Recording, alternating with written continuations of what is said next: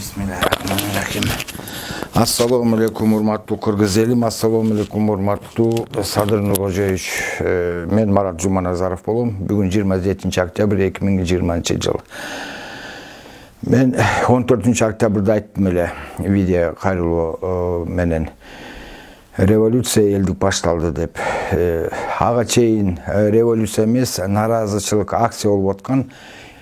14 октябрда эл өзүнүн талабын формулировка кылып саясий формулага киргизген. Иллюстрация болсун, коррупция кетсин, реформа өтсүн, элдин шайлоо жана шайлоонун укугу кайра келсин, партиялардан алынсын деп. Партия менен ар бир жарандын укугу бирдей. Биздин кодекстер боюнча 3 укук мамиле түзүүчү субъекттер болот. Ал жарандар, юридикалык беттер жана өлкө. Жанагы саясий партиялар ал юридикалык бетке түшөт. Ошо менен ар бир ушул субъекттер өзгөчө автономдуу болот дагы, тең укуктуу болот. Конституцияда эмне деп айтылып турат? Биринчи, урматтуу туугандар, Конституцияны негиздөөчү бул биринчи, экинчи бөлүк болот. Биринчи бөлүк ал конституциялык түзүлүштү негиздөөчү бөлүк. Экинчи бөлүгү ал жарандар менен адамдардын укугу жана боштомдугу деген. Ушул эки разделда, эки бөлүктө толук айтылган конституция, өлкө түзүлүшү, эл аралык укуктук айдоого кандай кирет, экономикалык айдоого кандай кирет, саясий, идеологиялык ар кайсы айдоого кандай кире турган нерсе ушу менен аныкталат. Ушул эки бөлүк менен эл аралык коомчулук бизди тааныйт. Кандай мамлекет экенбиз, кандай эл экенбиз, кандай укугубуз бар экен, кандай милдетибиз бар экен, анын укуктук чектери ушу менен тастыкталат. Эми эң негиздөөчү эл аралык укуктук айдоодо бул эки принцип.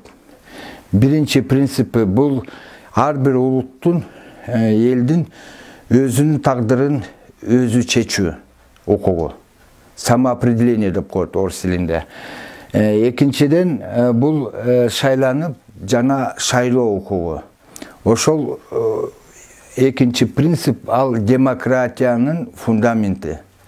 Бул эки нерсе жок болсо, демократия да болбойт, элдик бийлик да болбойт, мыйзам алдында теңдик да болбойт. Неге мен муну мындай чечмелеп берип атам? Себеби бул эки бөлүк түзгөн 59 беренеден турат. Биздин конституцияда 114 берене. Ошонун 59 беренеси ушул эки бөлүккө кетет. Андан аркы 3-чү, 4-чү, 5-чи, 6-чы, 7-чи, 8-чи бөлүктөрдө президенттик бийлик мыйзам чыгаруучу жогорку кеңештин милдети укугу өкмөттүн жана башка органдардын, албетте 8-чи бөлүктө ал жанагы элдин өзүн өзү башкаруу, самоуправление. Ушул калган бөлүктөр ушул айтылган биринчи, экинчи бөлүккө топ келип, ушуну түптөш керек. Ушуну реализовать этиш керек. Жашоо турмушуна орундатыш керек дагы. Ошондо бардык биздин мамлекетибиз тышкы өлкөлөрдүн алдында, эл аралык айдоолордун алдында өзүнүн ордун ээлейт. Укуктук интеграция деп коелу. Эми ушул система бузулуп калган. 2007 жылы биринчи жолу шайлоо партиялык тизме менен өткөндө бузулган. 2010 жылы партиялык топтор элдин наразычылыгын колдонуп туруп колуна алып кеткен дагы.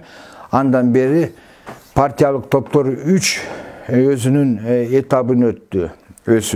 Биринчи ал коррупциялык, экономикалык коррупция тепкичин өттү, андан өсүп саясий коррупциялык тепкичке жетип, андан да өсүп криминалдаштырылган саясий башкарууну толук түптөдү. Ошол себептен элдик наразычылык чыкты. Эми биринчи иретте эмне болуш керек эле? Бул эмнеге алып келди?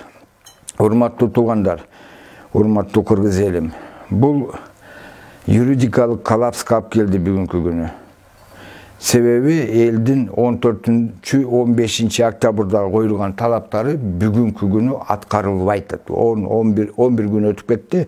11 күндүн ичинде коомдук жана саясий процесстер 14-15 октябрда коюлган талаптарга каршы иштеп калды. Мындайча айтканда партиялык топтор инициативаны колуна алып кетти.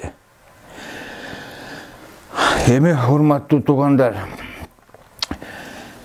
урматтуу Садыр Нуркожоевич, мен белгилеп кетейин, мен сизди колдоп келгенмин, бүгүнкү күнү дагы колдойм. Бирок мен айтпай койсом болбойт. Азыркы моментте урматтуу Садыр Нуркожоевич, сиздин айтканыңыз революция болгон жок. Бул конституция менен иштейбиз дегениңиз бул терең жаңылыштык болуп калды. Эгерде биз ушул конституция менен иштесек, анда сиз жана сизди колдогон биз укуксуз болуп калабыз. Укуктуу эмес, тескеринче айтканда укук чегинен чыгып калып атабыз.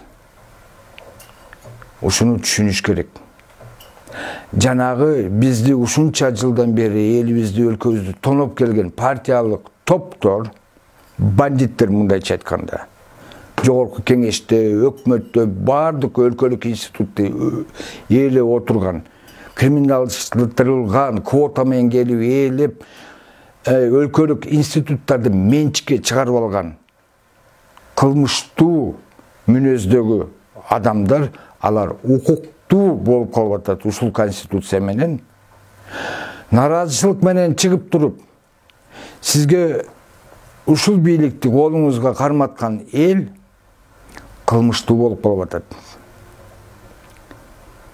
Урматтуу Садыр Нуркожоевич, бул иштин баарын негиздешүү нерсе укуктук тармакка киребиз, ошол укуктук тармакта иштейбиз дегениңиз биринчи иретте бул конституцияны токтотуш керек. Себеби буга 100% негиз бар.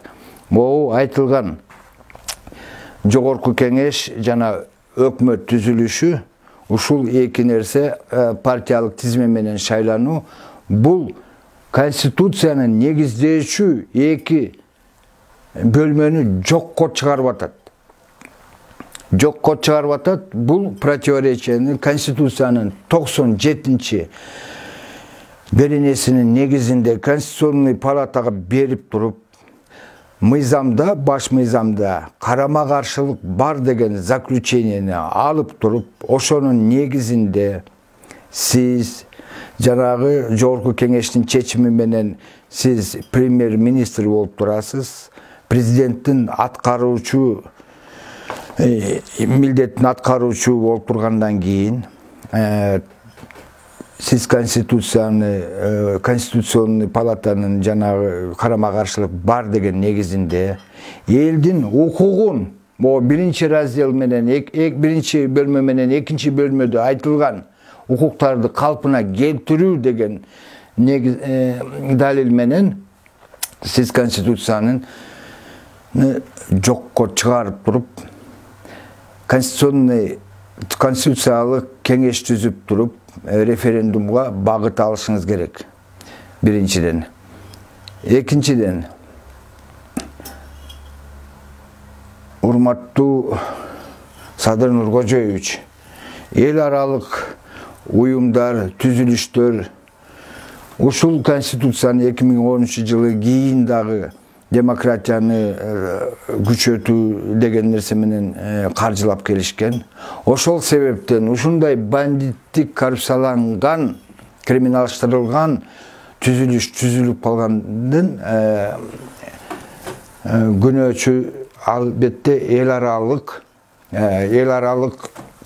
уюмдарда дагы турат. Ошол себептен эл аралыкка кайрылып туруп, ушул ситуацияны оңдош үчүн алардан талап коюш керек. Сураш эмес, талап коюш керек. Себеби ушул ситуацияны түзүп койгонго алар каржылап түзмө-түз күнөөсү бар. Ушул ситуацияны оңдош үчүн алар каржылап туруп ушул реформаны өткөрүш керек.